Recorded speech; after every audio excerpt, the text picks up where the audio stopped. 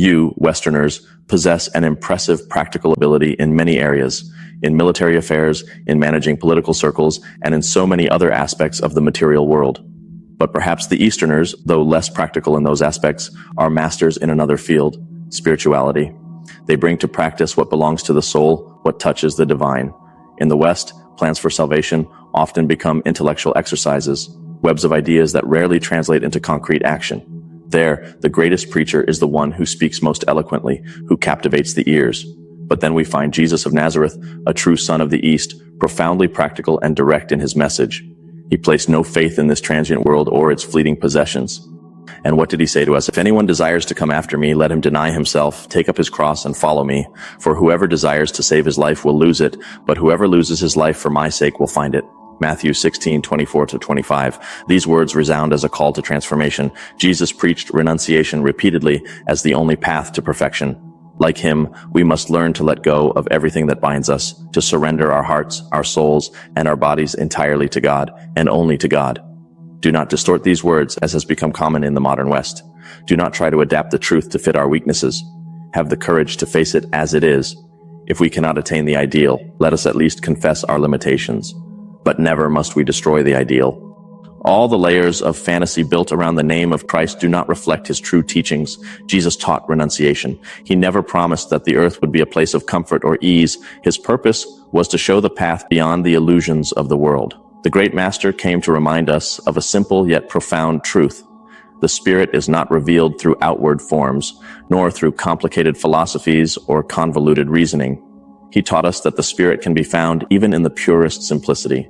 It is not necessary to have read books, to possess riches, to flaunt power or knowledge. What is essential is just one thing: purity. Blessed are the pure in heart, for they shall see God.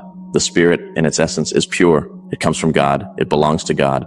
In the language of the Bible, it is the breath of God. In the Quran, it is the soul of God. How could the Spirit of God be impure? But unfortunately, this spirit has been covered by the dust and dirt accumulated over the ages, by our own choices, by our actions that strayed from what is true.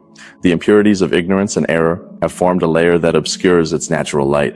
All we need to do is clean this dust, remove the impurities, and then the Spirit will shine once again, pure and radiant, just as it always was. But what is renunciation? It is the realization of a single ideal in morality, altruism. To be altruistic is the calling.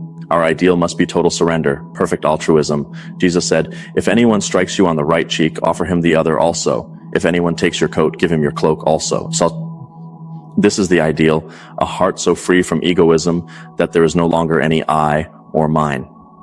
When a man abandons everything he considers his own, when he gives himself completely, he becomes one with God. In such a man, there is no more ego, only the divine essence remains. This is the ideal man. And even if we are not yet capable of living like this, we must keep our eyes fixed on this goal. We must not lower the ideal in order to make it more accessible. Even if our steps are hesitant, even if this state seems far away, tomorrow or in 1,000 years, it must be reached. This ideal is not only our destination, but also the path we travel to reach it. To be altruistic, perfectly altruistic, is to achieve one's own salvation. For when the ego dies, only God remains. Renounce, surrender, just as Jesus did. The greatest argument of a master is not in his words, but in his life. Jesus showed us this. Foxes have holes and birds of the air have nests, but the Son of Man has nowhere to lay his head. This was his demonstration of how to live in renunciation, of how to follow the path of salvation. It is true that we are still attached to the I and the mine. We want possessions, riches, security. We have not yet managed to free ourselves from these bonds. But even if the ideal of being like Jesus seems unattainable, we must keep it alive in our hearts. We must be honest. If we cannot follow the ideal, let us confess our weakness. But we must never degrade the ideal or try to mold it to fit our limitations. Now is the time to abandon all vanities. The time has come to think only of the Lord. Let us not use religion as a means of feeding our ego or satisfying our senses. Let the churches preach their doctrines and theories, but when it comes to true worship, the actual practice of faith, let us follow the example of Jesus. He told us, when you pray, go into your room, close the door, and pray to your Father who is unseen. Cast off the chains that bind you. Become a child of God. Be free. Only then will you be able, like Jesus, to contemplate the Father in his fullness. Did you enjoy the video? If so, don't forget to leave a like, share your thoughts in the comments below, and share it with your friends. Your support makes all the difference.